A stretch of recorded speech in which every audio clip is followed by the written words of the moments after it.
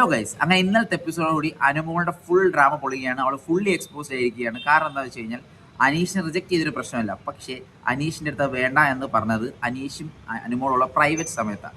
പക്ഷെ അതിനുശേഷം ഇത് പോയ അനുമോൾ എല്ലാവരോടും പറഞ്ഞു. അത് ഞാൻ തെറ്റ് പറയുന്നില്ല, അവർക്ക് അവളുടെ ഫീലിംഗ് എക്സ്പ്രസ് ചെയ്യണമെന്ന് തോന്നിക്കാണും.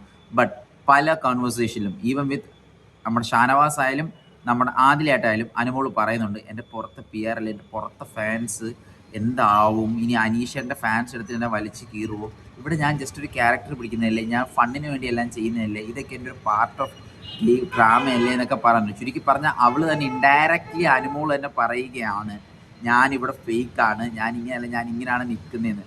സത്യം പറഞ്ഞാൽ അനുമോൾ എനിക്ക് ഇപ്പോൾ അവിടെ പക്കാ ഡ്രാമ ആയിട്ട് മാത്രം തോന്നുന്നൊരു ക്യാരക്ടറായി മാറിയിരിക്കുകയാണ്. കാരണം എന്താ വെച്ച് കഴിഞ്ഞാൽ അവൾ അനീഷിനോട് പറയുന്നുണ്ട്, പുറത്ത് അനീഷേട്ടൻ്റെ ഫാൻസ് എന്നെ വലിച്ചു കീറുമായിരിക്കും, ഈ സമയത്ത് പുള്ളി പറയണ്ടായിരുന്നു എൻ്റെ ഇത് കുറയും. ചുരുക്കി പറഞ്ഞാൽ ലൈക്ക് അവൾ ഫാൻസിന് വേണ്ടി മാത്രം നിന്നെയാണോ എന്ന് തോന്നുന്ന ഒരു സിറ്റുവേഷനാണ് ഇന്നലെ ഉണ്ടായത്.